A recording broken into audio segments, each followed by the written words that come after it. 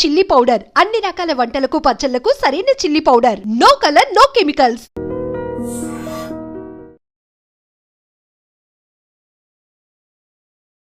నమస్కారం, welcome to I dream. Dharma Margam with Vijitha కార్యక్రమానికి స్వాగతం.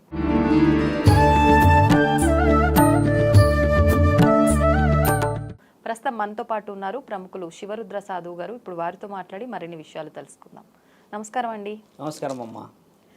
ఇప్పుడు మూడాలు నడుస్తున్నాయని చెప్పి అంటున్నారు. అసలు ఏంటండి మూడాలు అంటే ఏంటి? ఈ మూడాల్లో ఎటువంటి శుభకార్యాలు కూడా చేయడానికి పనికిరాదు అని అంటున్నారు. నెల రోజులు ఈ మూడాలు ఉంటాయని చెప్పి అంటున్నారు. ఏంటి అసలు ఈ విధానం ఏంటో చెప్పండి.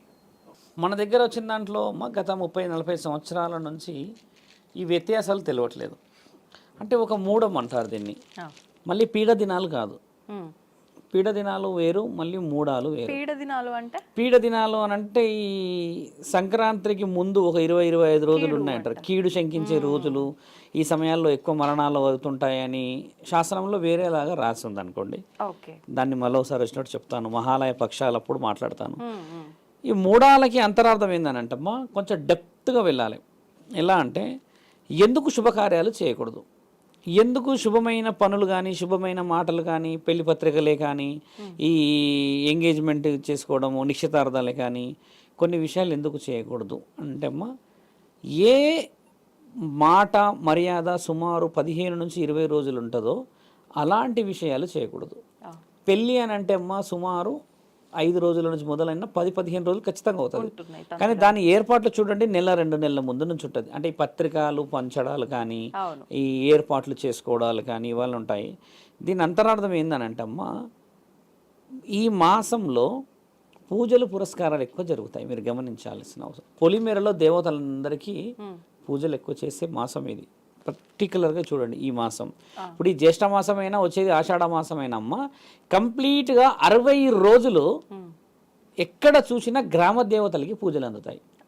అంటే ఇక్కడ విషయం ఏంటంటే మనం గతంలో చెప్పినట్టుగా ఈ మాసం ప్రత్యేకత ఏందనంటే దేవతలు గర్భగుడి దాటి బయటికి వస్తారు అని అర్థం. సంచరిస్తుంటారు. సంచరిస్తున్న దాని విషయంలో అంతరార్థం కూడా ఏం చెప్పాము మేము అప్పట్లో, శివుడి దగ్గరికి అమ్మ వెళ్ళిన తర్వాత అమ్మ దగ్గర 1 రోజులు ఉంది అన్న ఒక మాట చెప్పాము. అంటే బోనాల పండుగ విషయం వచ్చినప్పుడు ఇలా వెళ్ళినప్పుడు ఏమవుతుందంటే అమ్మ, ముఖ్యంగా నీ ఇలవెల్పులు నీ కులదైవము మీ ఇంట్లో ఉండరు. మీ ఇంట్లో ఉండని సమక్షంలో, అమ్మవారు లేని సమక్షంలో కానీ అయ్యవారు లేని సమక్షంలో కానీ మీరు ఒక శుభసూచికమైన కార్యక్రమం చేసేటప్పుడు ఆమె అనుమతి, ఆమె ఆలోచనలు, ఆవిడ యొక్క ప్రతికూలమైన ప్రణాళికలు చాలా అవసరం. కులదైవం ఇలవెల్పులు లేని సమక్షంలో మీరు ఎలా ఒక పెళ్లి తంతు పెట్టుకుంటారు ఇంట్లో? ఎందుకు పెట్టుకోకూడదు, ఎందుకు పెట్టుకోవాలి అని అంటే, అమ్మవారు పొలిమేర దాటేసేసి పూజలు ధూప దీప నైవేద్యాల కార్యక్రమాలలో ఆవిడ చాలా చాలా చాలా చాలా మునిగి ఉంటుంది. ఎందుకంటే మొత్తం 12 నెలల్లో ఒకే ఒక్క మాసంలోనే బయట ఉంటుంది. మిగతా సమయాలలో ఆవిడ గర్భగుడిలో అయినా ఉంటుంది, లేదంటే మీరు అన్నట్టుగా ఇంట్లోనే ఉంటుంది, మనం ఇంట్లో గుడి కట్టుకున్న దాంట్లో ఉంటుంది.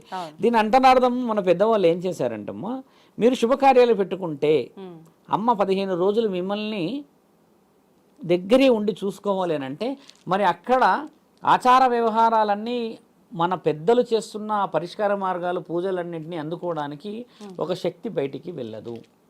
అయితే ఉదాహరణకి శక్తి బయటికి వెళ్ళిన తర్వాత మీరు శుభ కార్యక్రమాలు పెట్టుకున్నారు అనుకో అమ్మ, పెళ్ళి కానీ ఇంకేదైనా, అమ్మ లేని సమక్షంలో ఇంట్లో ఖచ్చితంగా దుష్టశక్తి లోపలికి వచ్చే అవకాశాలు ఎక్కువ ఉంటాయి. దుష్టశక్తి అని అంటే ప్రేతాత్మలే కావచ్చు, లేకపోతే ఇంకేదైనా గాలితో ఉన్న సంబంధమైన ఆత్మల ప్రభావమే కావచ్చు.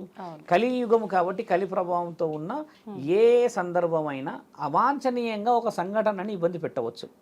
ఎలా పెడుతుంది అని అంటే, అమ్మవారు పొలిమేరలో పూజలు అందుకుంటున్న సమయంలో, అమ్మవారు ఇక్కడ ధ్యాస పెట్టలేని సమక్షంలో శుభసూచికమైనది, ఉదాహరణకి పెళ్ళే జరిగిందే అనుకోండి, అప్పుడు భార్యాభర్తల మధ్యలో ఏకదాటి గొడవలు. ఎందుకంటే శుభసూచికమైన ఒక వ్యక్తి, ఒక బరువు ఉన్న వ్యక్తి మధ్యలో జరిగితే భయం అనేది ఉంటుంది.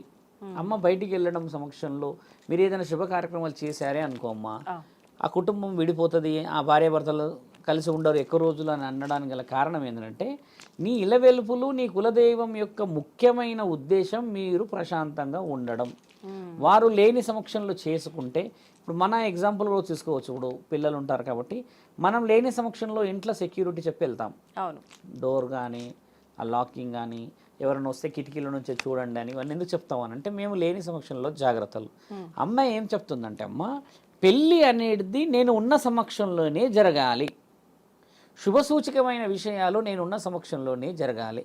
ఎందుకు చెప్తారు ఈ శాసనం అంటే అమ్మ, శుభసూచకం అనేది భవిష్యత్తు ప్రణాళిక.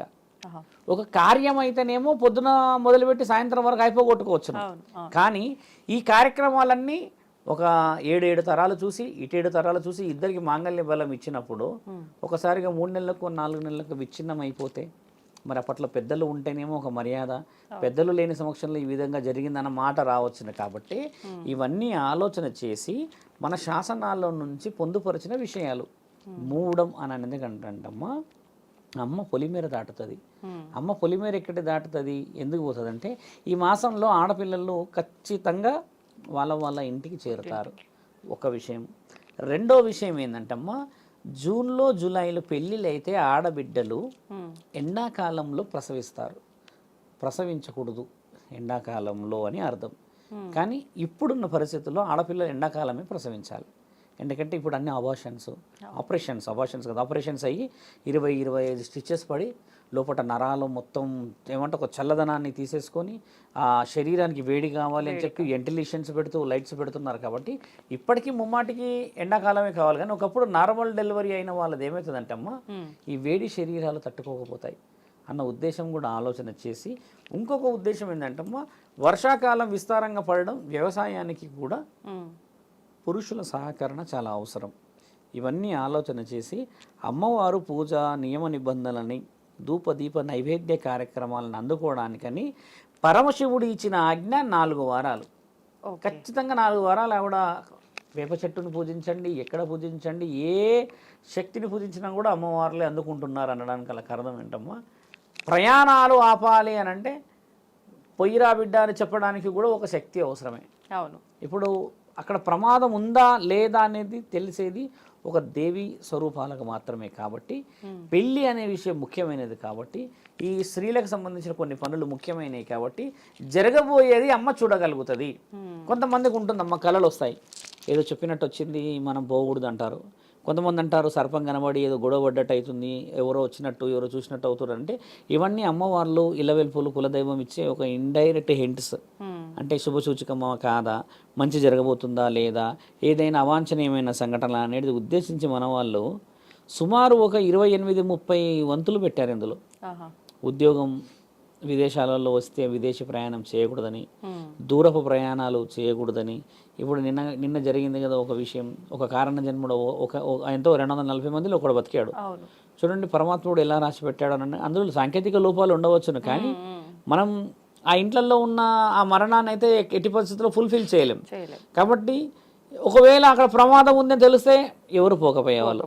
అవాంఛనీయమైన సంఘటనలకి బాధ్యత తీసుకోకూడదన్న ఉద్దేశంగా నా పిల్లలు, నా కుటుంబం, నేను నమ్మిన నా అంశంలో పుట్టిన ఈ వంశంలో ఇబ్బందులు నేను లేని సమక్షంలో జరగకూడదని ఆ తంతుని 2 విధాలుగా ఆపేశారు. ఒకటి ఆ మాసం పేరు చెప్పి, రెండవది దేవత పొలిమేర దాటుతుంది పూజలు నియమ నిబంధనలు అందుకోవడానికి అని చెప్పి, మూడవది వ్యవసాయానికి వీళ్ళందరూ ముందుకు వెళ్ళి ఈ పనులు చేసుకుంటూ కూర్చోవాలని చెప్పేసి ఇన్ని ఆలోచన చేసి ఒక మూడం అనేది పెట్టడానికి గల కారణం ఏంటంటమ్మా, ఇవి రుజువు చేయబడ్డాయి, శాస్త్రంలో చెప్పారు, కానీ ఇక్కడ నిజంగా ఉన్నాయి ఇవి. ఇప్పుడు అమ్మవారు లేని సంవత్సరాలు పెళ్లి చేయలేము కదమ్మా. అది పెళ్లి వంతే ఇక్కడ ముఖ్యంగా మాట్లాడేదే పెళ్లి వంతు. ఒక ఆవిడ ఫోన్ చేసి ఏమన్నారంటే తిరుపతి నుంచి కొడుకుది పెళ్లి పెట్టుకున్నారు, అమ్మాయి నచ్చేసింది. ఎప్పుడు నచ్చింది మీరు చూడండి. ఆ పాపం ఆ అమ్మకి విషయం ఏంటంటే 8వ తారీఖు రోజు నైట్ ఓకే అయిపోయింది. 9వ రోజు మాట్లాడుకుందాం, పెట్టుకుందాం, ఏమేమి పెట్టాలి, బడి వాసనలు పెడతాము, మరి పెట్టుబోతలు ఉంటాయి అని చెప్పారా. 9వ రోజు సాయంత్రం అక్కడ ఉన్న పంతులు అన్నాడంట, అమ్మాయిగా రేపటి నుంచి మాట్లాడేది లేదు 45 రోజులు అన్నాడంట. ఇప్పుడు లబోదిబో అని వీళ్ళ బాధలేంది, లేక పెళ్లి సంబంధం ఓకే అయ్యిందనా, లేకపోతే ఈ మూడాలల్లో చేయకూడదా అని ఇంకా నాకు వాయిస్ మెసేజ్ వదిలింది. ఎంత లేదన్నా 2 నెలలు ఆగాలి, 2 నెలలు ఆగాలి అంటే ఇప్పుడు పరిస్థితి ఏంటంటమ్మా, ఇక్కడ వ్యవహారాలే ఇది. కొన్ని ముహూర్త బలాలు ఎలా ఉంటాయంటమ్మా, పిల్లగాడు నచ్చగానే 1 నెలలో చేయాలనేటివి కూడా వస్తాయి, 2 నెలల్లో చేయాలని వస్తాయి. కొన్ని ఉంటాయమ్మా ఒక 6 నెలల్లో ఎప్పుడైనా చేయొచ్చు అయ్యా అనవచ్చు. కొంచెం కొంచెం అల్ప జాతకులు ఉన్న వాళ్ళు ఏంటంటే అమ్మాయి దొరకడే కష్టం, మరి దొరికినా కూడా మరి 2 నెలలు అంటే పెద్ద పంచాయతీ కదా. అప్పుడు ఆవిడకి చెప్పేసి సర్దిపుచ్చి అలా కాదు ఇలా కాదు ఇలా కాదు అంటే కొంచెం రిలాక్స్ అయింది. చేయకపోవడము చేయడం అనేది నిర్ణయం అమ్మ శాసనం ద్వారానే ఉండాలి. మీరు ఒకసారి గమనించండి, మూఢమని అనగానే దీని అంతరార్థం తెలియదు చాలా మందికి కదా. తెలియకపోవడం వల్ల ఏం ఆలోచిస్తారు, ఇది ఎందుకు పాటించురో తెలియదు, ఎవడు కొట్టిండో తెలియదు, ఎందుకు పాటించాలి, అసలు దేవుడు తెలిస్తే అసలు ఏం చేయొచ్చు లేదనేది. ఇప్పుడు చాలా మందికి చెప్పాల్సింది కూడా అదే. నేను నిన్న ఒక ఇంటర్వ్యూ చూశాను, వాళ్ళ పేరు తీసుకోను. ఈ మూఢం అనేది ఎందుకు ఉందో చెప్పారు, ఏమేమి పాటించాలో చెప్పారు, ఏమేమి శుభకార్యాలు కాకూడదో చెప్పారు, ఏమేమి విషయ వివరణలు ముందుకు వెళ్ళాలో చెప్పారు కదా. నేనేం చెప్తున్నానంటే అమ్మా, ఇది అంతరార్థం ఏమిటో చెప్పకపోతే ఈ విషయ వివరణలు ఎవరు తెలుసుకోరు. అవును, అంటే ఎందుకు అనేది ఒక క్వశ్చన్ మార్క్ అయిపోతుంది. దానివల్ల నాస్తికత్వం పెరుగుతుందమ్మా. దేవుడే లేడు అని అంటుంటే మీరు ఇంకా మూడాలు అంటారు, నమ్మకాలు అంటారు, పీడాలు అంటారు కదా. ఈ నాస్తికులకి ఇది చాలా ఉపయోగపడుతుంది. కాబట్టి మూడాలు అనేది ఏంటంటమ్మా, మీరు జూలై 4-5 తారీఖు వరకు ఉన్నది. మన వాళ్ళందరూ పూజా నియమ నిబంధనల్లో ఒక ఏకాగ్రత పెట్టేసేయాలి. దేవీ దేవతల యొక్క అనుగ్రహం ఉంటే పెళ్ళిళ్ళు ఎలాగో జరుగుతాయి. కాకపోతే భవిష్యత్తు చాలా ముఖ్యమైనది పెళ్లి విషయంలో. కాబట్టి మన పెద్దలు నిర్ణయించినదే ఈ మూఢం. ఆల్రెడీ మొదలయ్యి కూడా 2-3 రోజులు అయింది. ఇప్పుడు మాసం అంతా 26 నుంచి అమ్మ చాలా హెవీ షెడ్యూల్ ఉంది. హైదరాబాద్లో, తెలంగాణలో బోనాలు. ఆ కార్యక్రమంలో చూడండి, ఎక్కడ చూసినా కూడా ఏటలు, వర్షాలు, రోగాలు, ఇవన్నీ ఒకటొక ఎత్తు అయితే ఇంకో ఎత్తు పెళ్ళిళ్ళు, వ్యవహారాలు అని అంటే మరి అమ్మవారి ధ్యాస 2